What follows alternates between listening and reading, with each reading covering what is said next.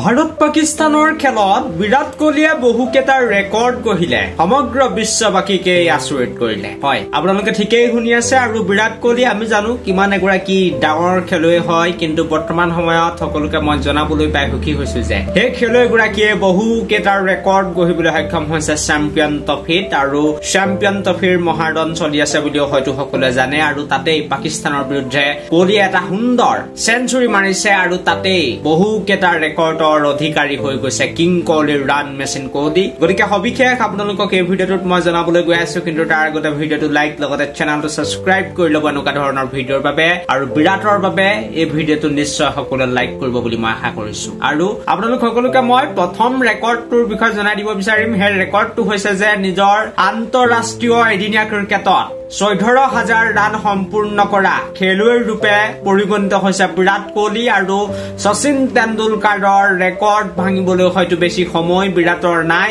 তাৰ লগতে দ্বিতীয়টো ৰেকৰ্ড হৈছে যে 82 নম্বৰটো চেঞ্চুৰী বিৰাট কোহলিয়ে মাৰিবলৈ সক্ষম হৈছে কালিৰ দিনটোত। আৰু ওৱান ডে কেৰিয়াৰত এদিনীয়া কেৰিয়াৰত তেখেতে 51 নম্বৰটো চেঞ্চুৰী মাৰিছে। আগতে 50টা চেঞ্চুৰী মৰাৰ ৰেকৰ্ডটো আছিলেই, কিন্তু এতিয়া চেঞ্চুৰী নাম্বাৰ 51 হৈ গৈছে।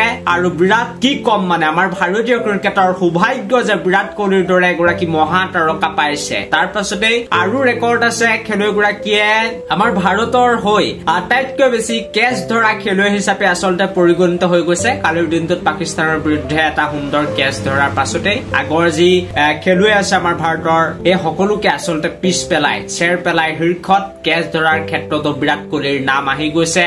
ৰানৰ ফালৰ পৰা বা ৰেকৰ্ডৰ ফালৰ পৰা ইটোৰ পাছত সিটোকৈ ৰেকৰ্ড ভঙা দেখা গৈছে বিৰাট কোহলিক। আৰু এনেই আচলতে তেখেতক লেজেণ্ড বুলি নকয়, এনেই আচলতে তেখেতক মহান খেলুৱৈ বুলি নকয়। আৰু এই বৰ্তমান সময়ৰ যুগৰ বা এই প্ৰজন্মৰ আচলতে আটাইতকৈ বেছি শ্ৰেষ্ঠ খেলুৱৈ, ইয়াত আচলতে কোনো ধৰণৰ প্ৰশ্ন উঠিব নালাগে। শচীন তেণ্ডুলকাৰৰ পাছত আটাইতকৈ বেছি বেষ্ট খেলুৱৈ বুলি ক'ব লাগিব বিৰাট কোহলি। আৰু সৌভাগ্য যে আমাৰ ভাৰতীয় ক্ৰিকেটে ইমান ডাঙৰ ডাঙৰ লেজেণ্ড লাভ কৰিছে। তাৰ লগতে আপোনালোকক জনাই দিব বিচাৰিছো যে চেম্পিয়ন ট্ৰফিত আচলতে বিৰাট কোহলিৰ কোনো চেঞ্চুৰী নাছিল। কালিৰ দিনটোত পাকিস্তানৰ বিৰুদ্ধে এটা শতক মৰাৰ পাছতেই প্ৰথমটো আচলতে শতক চেঞ্চুৰী চেম্পিয়ন ট্ৰফিত আচলতে মাৰিবলৈ সক্ষম হৈছে। গতিকে এইটো এটাও বহুত বেছি ডাঙৰ উপলব্ধি বুলি কম মই বিৰাট কোহলিৰ। আৰু বাকী যি কি নহওক, এই ভিডিঅ'টো ইমানটোৱে আছিল। থেংক ইউ ফৰ ৱাচিং দিছ ভিডিঅ'।